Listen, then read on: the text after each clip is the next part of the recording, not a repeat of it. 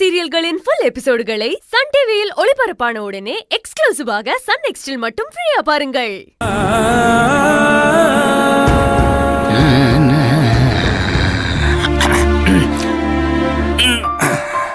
போது விடுறா கால. சரிதான். அப்பதா காலை இழுத்து விட்டு போதுமா? ஏண்டா டேய் போட போட போக்கத்த பயல.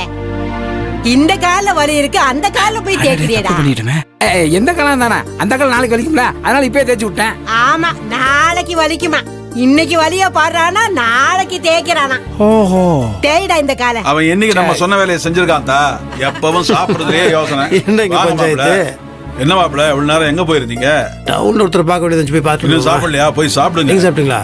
நாங்கெல்லாம் சாப்பிட்டாச்சு மாப்பிள்ள. சரி, நான் போய் சாப்பிட்றேன். குட்டிமா சாப்பிட எடுத்து. அண்ணே, என்ன மன்னிச்சிரு. நான் இருக்கிற சூழ்நிலையில இப்ப வந்து உனக்கு சாப்பாடு பரிமாற முடியாது.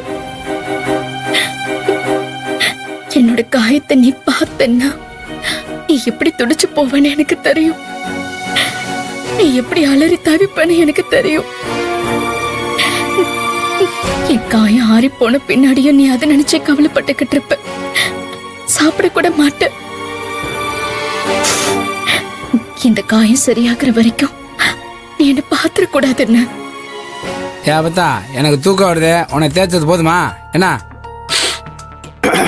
இந்த கையிலடி தேய்ச்சியா? ஆளைக்கு சொல்லு, தேய்ச்சி விடு. இராப்பா தேய்ச்சிட்டு தானே இருக்கான். குட்டிமா எங்க தெரியலையப்பா, நானும் பார்க்கலையப்பா. ஒரு வேளை சீக்கிரம் சாப்பிட்டு தூங்கிருச்சோ?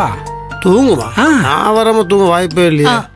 ஆமா மாப்ள, துளசி சீக்கிரமாவே ரூமுக்குள்ள தூங்க போயிட்டா. இந்நேரம் நல்லா தூங்கிட்டு இருப்பா. ஏப்பா நான் வேணா துளசி போய் கூட்டி வரட்டா? என்னப்பா சொல்ற? நீ வாயை போட்டு காலமிச்சு விடு. அது அசைத்து இருப்பான், தூங்கிட்டு இருக்கோம். இல்லைன்னா சத்தத்தை கேட்டு நேரம் வந்திருக்குமே.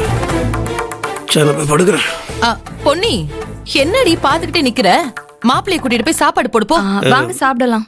இல்ல இல்ல, எனக்கு பசிக்கல, எனக்கு நான் படுக்கிறேன். ஏன் உங்க தங்கச்சி வந்து பரிமாறினாதான் சாப்பாடு இறங்குமா? உங்க பொண்டாட்டி கையால சாப்பிட்டா உங்களை ஊரை விட்டு தள்ளி வச்சிருவாங்களா என்ன? வாங்க